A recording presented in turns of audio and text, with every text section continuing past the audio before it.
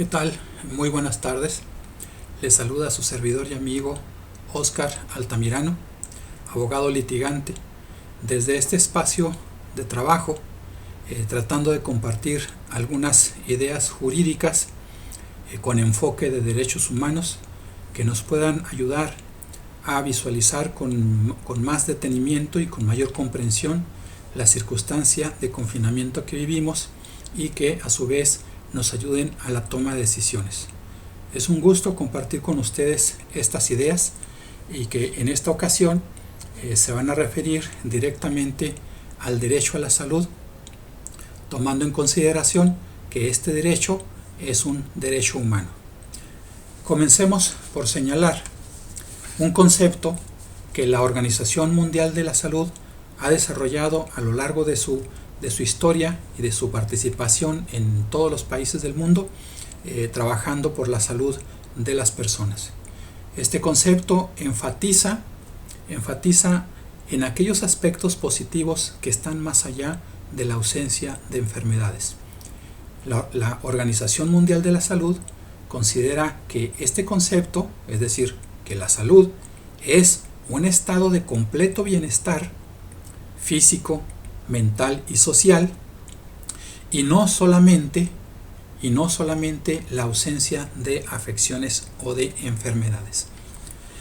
Como les decía, este concepto enfatiza aquellos tópicos positivos de la salud sin menospreciar el aspecto fundamental del derecho a la salud, que es la ausencia de enfermedades.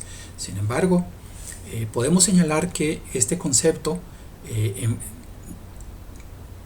varía su significado en relación al que cotidianamente entendemos. Ordinariamente, cuando alguien dice es un sujeto saludable, nos referimos a una persona que no tiene enfermedades. Este es el aspecto negativo del concepto que hemos compartido. Sin embargo, hay otros aspectos que también forman parte de la salud y que no son simplemente ausencia de enfermedades. Si manejamos el concepto como ausencia de enfermedades, es decir, que el derecho a la salud solamente estriba en no tener enfermedades, podemos caer en un sinfín de visiones estereotipadas que pueden constituir de verdaderos ejercicios de discriminación y que por lo tanto significarían ausencia del ejercicio del derecho a la salud. Por ejemplo, podríamos tener en cuenta que una persona que tiene algún tipo de padecimiento mental, pero que en su corporeidad, en su cuerpo, se encuentra saludable, podríamos pensar que es una persona que ejerce su derecho a la salud. Pero si tomamos en cuenta que la salud es un estado completo del estado físico de bienestar y el estado mental de bienestar, entonces, aun cuando la persona se encuentre en su cuerpo saludable, es decir, sin enfermedad, en su mente sí encuentra algún padecimiento que le causa algún tipo de sufrimiento. Y entonces el concepto de ejercicio de los derechos de la salud podría estar más completo si consideramos esta variación de conceptos, de aspectos que incluyen el derecho a la salud, como es el bienestar físico, el bienestar mental y el bienestar social. Vean ustedes que los tres aspectos integran una sola unidad. Las personas, en el ejercicio de su derecho a la salud, no viven aisladas del resto de las demás personas y que por lo tanto ese ejercicio del derecho a la salud se realiza en conjunto con los demás. Por lo tanto, el derecho a la salud incluye factores de naturaleza social, no solamente factores individuales como sería la ausencia de enfermedades en el cuerpo del individuo, enfermedades físicas o mentales. Y vean entonces que la condición de vida social y la condición de vida individual conforman un todo que nos permiten ejercer el derecho a la salud. Pensemos que si el concepto de derecho a la salud se refiriera solamente a la ausencia de enfermedades, pues diríamos que la enorme cantidad de personas que viven en nuestro país disfrutan del derecho a la salud, aun cuando no tienen, por ejemplo, acceso a la información de lo que sería una alimentación saludable. O, por ejemplo, si las personas no tuvieran acceso a espacios de entretenimiento o de ejercicio que les permitieran desarrollar una mentalidad sana un estado sano de su mentalidad, la salud mental completamente sana. Y caeríamos entonces en actos discriminatorios. Diríamos que solamente tienen salud aquellos que tienen acceso a un médico cuando están enfermos. Pero no sabemos bien, por ejemplo, que las vacunas a los niños se otorgan cuando los niños no están enfermos todavía, se otorgan preventivamente y no están en condiciones de enfermedad. Por lo tanto, el derecho a la salud no solamente es la ausencia de enfermedades.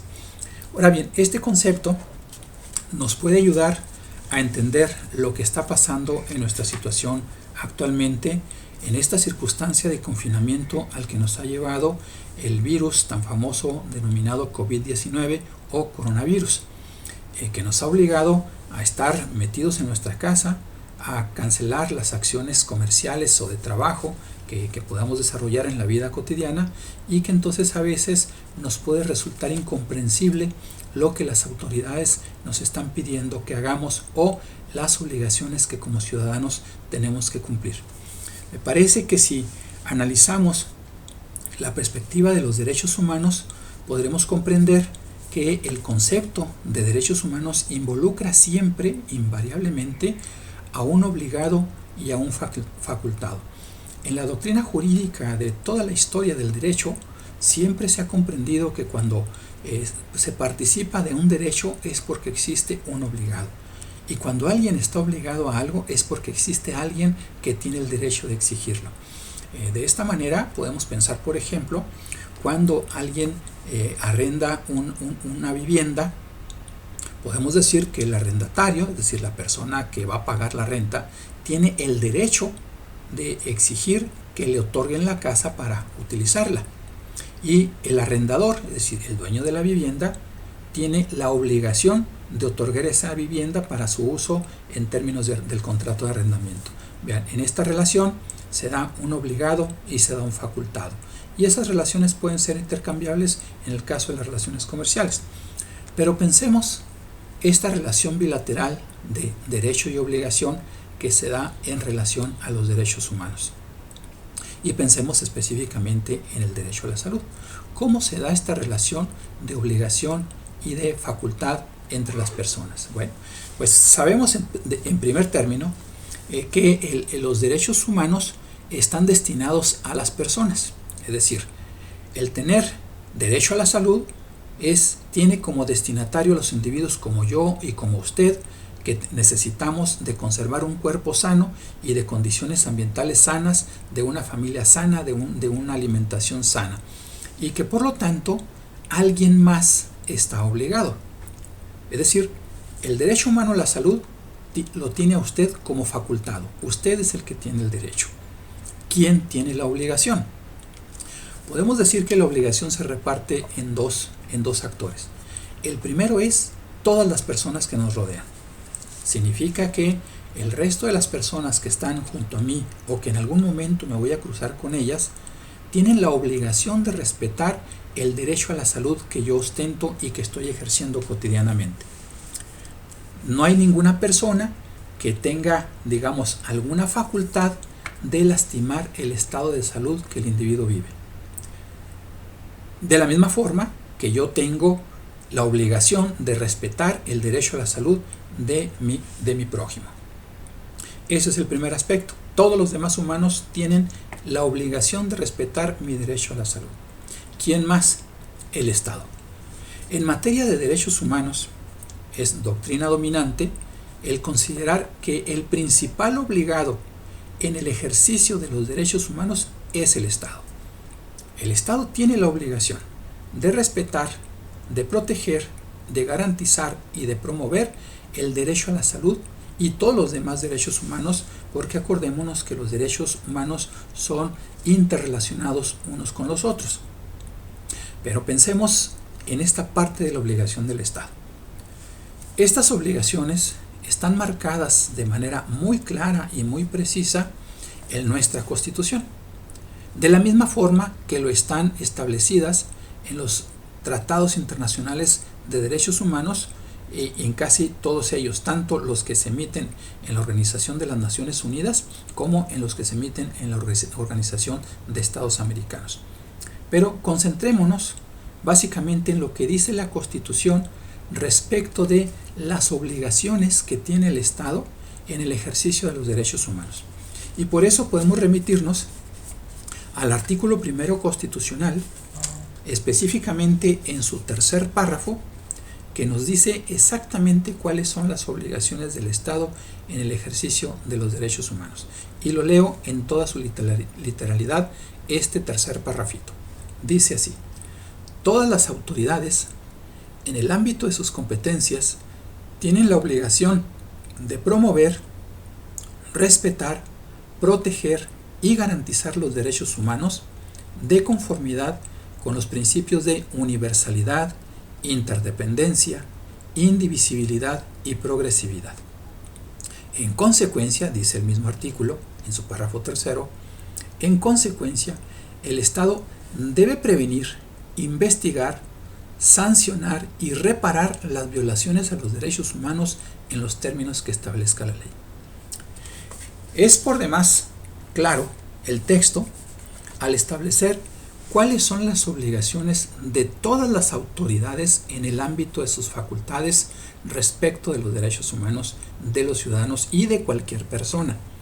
Entendamos que los derechos humanos no se refieren únicamente a los ciudadanos, es decir, a los habitantes de una ciudad, de un país en específico, sino que se refiere a todas las personas, sin incluir rasgos de nacionalidad o de origen. Así, por ejemplo, estos mismos derechos de los que estamos hablando, el derecho a la salud, lo tienen los migrantes que vienen a nuestra ciudad tratando de encontrar un mejor nivel de vida, sea que se quedan en nuestra ciudad, sea que se van a Estados Unidos. Tienen el mismo derecho y por lo tanto el Estado tiene las mismas obligaciones para con esas personas. Es decir, son todas las personas las que tienen el derecho a la salud y por lo tanto el Estado tiene la obligación, estas 4 obligaciones para con todas las personas. Es decir, el Estado tiene la obligación de respetar, proteger, garantizar y promover los derechos humanos, en particular el tema que estamos hablando, el derecho a la salud. Pero veamos qué significa esto, porque justamente estos 4 rubros de obligación del Estado son los que nos pueden dar pistas de qué es lo que debemos de esperar en el comportamiento del Estado y qué es lo que nosotros podemos hacer para pedirle al Estado su protección cuando nuestro derecho a la salud se ve vulnerado. Comencemos por el primer apartadito que se refiere al respeto de los derechos humanos. Es una obligación, por lo tanto, corre a cargo del Estado el respetar. ¿Pero qué significa respetar? Significa, en un primer momento, mantener vigente el derecho a la salud. ¿Cómo? ¿Cómo le haría el Estado en términos de respeto para mantener vigente el derecho a la salud? Deberá el Estado omitir cualquier acción que interfiera en el ejercicio del derecho a la salud. Es decir, que para respetar el derecho a la salud, el Estado no debe de hacer nada. Debe mantener vigente el derecho, pero no intervenir. Por ejemplo, cuando un funcionario público, digamos de un hospital, le otorga a sabiendas del daño que recibe la persona un medicamento que no está autorizado, que no pertenece al catálogo de los medicamentos propios para la atención de una determinada enfermedad, se la da a sabiendas de que existe un daño, un perjuicio incontrolable, diríamos entonces que ese funcionario, representando al Estado, está interfiriendo en el ejercicio del derecho a la salud de la persona. Está interviniendo el derecho. O bien, cuando el Estado le niega, por ejemplo, a un beneficiario, un derechohabiente del Seguro Social, que va y solicita el servicio, le dice: no te doy el servicio, no te puedo dar ninguna atención, aunque seas derechohabiente. Bueno, está interviniendo en el derecho a la salud de las personas. Es decir, no le está respetando el derecho a la salud. Vean, las acciones son omisiones. Para que el Estado respete el derecho a la salud, debe omitir aquellas acciones que interfieren en el ejercicio del derecho. Veamos el segundo. Proteger. ¿Qué significa para el Estado proteger el derecho a la salud? De nueva cuenta, igual que en la anterior obligación, significa mantener vigente el ejercicio del derecho a la salud. Pero en esta ocasión, el Estado tiene la obligación de realizar acciones para detener a las otras personas que tratan de interferir en el derecho a la salud de aquel individuo. Por ejemplo, pensemos en nuestra circunstancia actual. Piensen ustedes que alguna institución privada está ofreciendo un medicamento que pudiese ser benéfico para atender la enfermedad del coronavirus, pero lo está ofreciendo a un precio exageradamente caro, que solamente pueden acceder a él algunas personas que tienen buena cantidad de dinero acumulada, ahorrada, y que solamente ellos pueden acceder al ejercicio de acceso a la salud por la vía de ese medicamento. Significa entonces que aquellas personas que carecen de dinero estarían siendo discriminadas en el ejercicio de su derecho. Entonces el Estado, para regular el acceso a la salud de todas las personas, puede intervenir para que esa entidad particular no esté discriminando a otros, y entonces regula el precio. Sería la función que realiza, por ejemplo, la Profeco. La Profeco es una institución que procura proteger los derechos del consumidor, y en ese sentido interviene para que una institución pública no otorgue precios exagerados o vaya a otorgar un medicamento que ofrece para la salud para la atención de una determinada enfermedad, pero que no sirve para eso. Si la institución gubernamental interviene, entonces está protegiendo el derecho. Vean ustedes que aquí, a diferencia del respeto, aquí de lo que se trata es de realizar acciones. El Estado cumple con su obligación cuando interviene para que otros no afecten el derecho de los ciudadanos o de las demás personas. Es una acción positiva. En cambio, en la obligación de respeto se trata de acciones negativas. Veamos la tercera de ellas, que también es de alta relevancia y muy interesante en su significado. La obligación de garantizar. ¿Qué significa para el Estado garantizar el derecho a la salud? Bueno, en principio podemos decir que el objetivo respecto al derecho a la salud es mejorar la condición de salud. No solamente se trata de mantener vigente el derecho como sería en las otras obligaciones. Tanto el respeto como la protección mantienen vigente el derecho. En cambio, la obligación de garantizar el derecho hace que el Estado realice y mejore el ejercicio del derecho. ¿Cómo? ¿Cómo lo hace? Pues creando condiciones para el ejercicio del derecho a la salud. Veamos que en los anteriores se trata de no intervenir en el respeto, de intervenir para que otros no interfieran en el derecho, que sería la protección, y en la garantía, es decir, en la obligación de garantizar, también son acciones positivas, pero estas acciones se enfocan a crear condiciones para que las personas realicen de manera plena el ejercicio del derecho a la salud. Por ejemplo, creando escuelas de medicina y entrenando, capacitando médicos para que vengan y ayuden a mantener, sostener y mejorar la salud de los ciudadanos y de todas las personas. Crea, por ejemplo, instituciones de salud que desarrollan investigaciones para mejorar las condiciones de las personas. Y luego crea hospitales para que las personas, cuando vean afectada su salud, puedan acudir a esas instituciones y estabilizar y mejorar sus condiciones de salud. Vean que estas obligaciones son de tipo positivo. Pero aquí en este aspecto podemos nosotros encontrar algunos problemas. Pero antes de entrar a la problemática de estos, analicemos la cuarta obligación que tiene el Estado respecto al ejercicio de los derechos, en particular de la salud, que consiste en promover. Promover también, igual que en la garantía, se trata de mejorar el ejercicio del derecho a la salud. Por eso el Estado va a promover de diversas maneras el derecho a la salud. ¿Cómo? ¿Cómo lo hace? Pues por ejemplo, creando campañas informativas respecto al derecho a la salud de cualquier individuo, de la infancia, de la adolescencia, de la juventud, de los adultos y de los adultos mayores. Hay constantes programas en los que podemos informarnos de cómo hacerle para mejorar nuestra condición de salud y para no caer en la enfermedad, no ver afectada nuestra salud.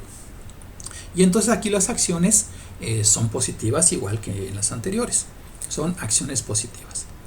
Pero veamos la cuestión problemática de estos 4 rubros.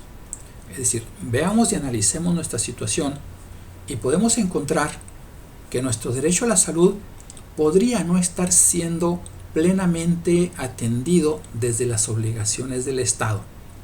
Y si las obligaciones del Estado no se han visto cubiertas en los términos de la Constitución, como lo hemos señalado, entonces se le da cabida al derecho del ciudadano a reclamar la acción del Estado para favorecer nuestro derecho a la salud.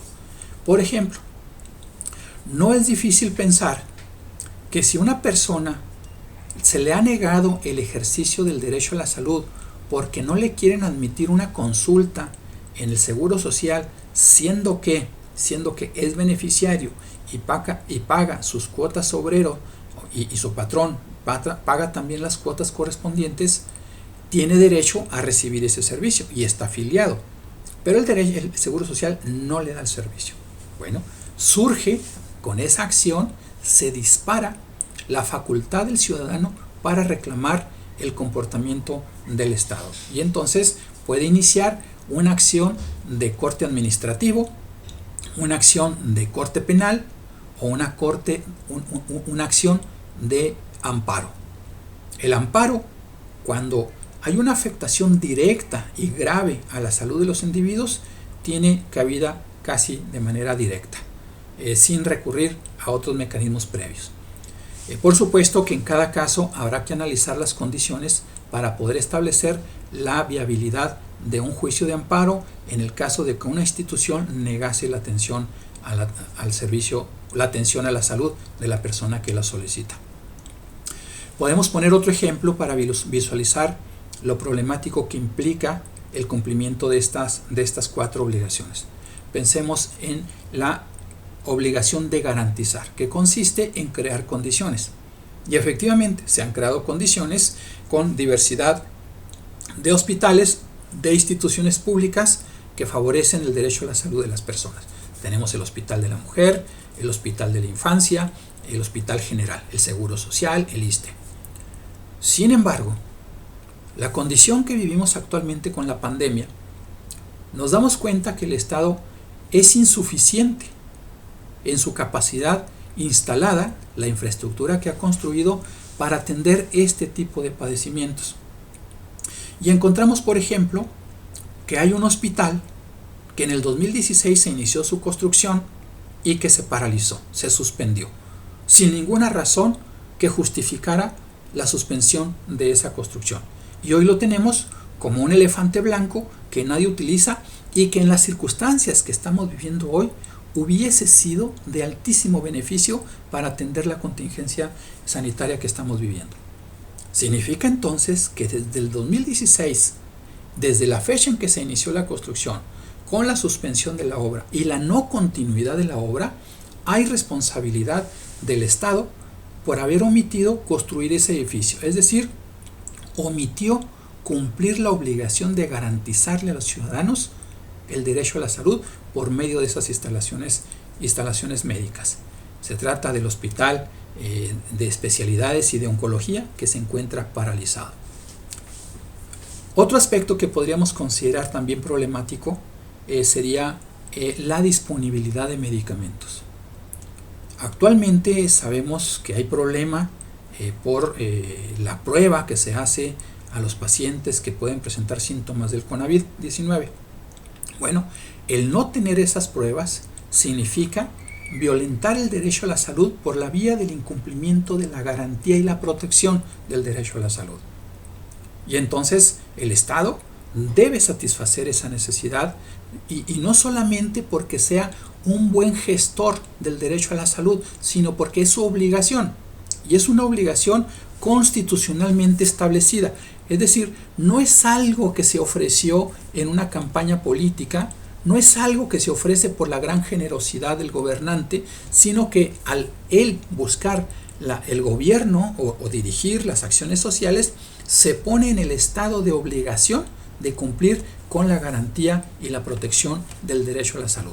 Por lo tanto, no se trata de actos benéficos que luego pudiesen sacársele provecho en acciones electorales, sino que es una obligación directa y establecida en el más alto rango de nuestras normas que rigen nuestra conducta social, que es la Constitución. Pero además, podemos señalar que esa obligación, las 4, respetar, proteger, garantizar y promover, no solamente es una obligación establecida en nuestra Constitución, no solamente es una obligación que el gobernante o los gobernantes tienen para con los ciudadanos que habitan nuestra ciudad y nuestro país, sino que es una obligación que tiene rango internacional por estar también contenida en los tratados internacionales que México ha firmado como país parte. Al firmar, México contrajo la obligación de cubrir esas cuatro obligaciones en cuanto al derecho a la salud, y que por lo tanto no se trata de acciones que puedan tener un efecto en las elecciones, no se trata de acciones electorales, sino que se trata de acciones humanitarias, acciones solidarias que nos permiten vivir el día a día con tranquilidad, con funcionalidad, con eficiencia. Y si estamos en una condición de emergencia como a las que nos ha sometido el COVID-19, entonces es una obligación que tiene más profundidad y más afectación cuando se incumple. De manera que la obligación del Estado en satisfacer las necesidades de salud de nuestra población es grave, diríamos gravísima. Y que el ciudadano tiene vigente su derecho, también establecido constitucionalmente, su derecho para reclamar el incumplimiento de estas obligaciones que aparecen con claridad en la norma constitucional y en los tratados internacionales. Vamos a dejar allí nuestra reflexión para darle cabida a su propio pensamiento, a su propia opinión, y que usted pueda discernir la validez de estos comentarios, de esta información de origen constitucional, y que sin duda alguna, buscan que usted pueda ejercer sus derechos a plenitud, y que busca que todas las entidades que tienen responsabilidad la cumplan a cabalidad, con la finalidad de que logremos construir una verdadera sociedad en paz y de justicia. Pasen ustedes buenas tardes.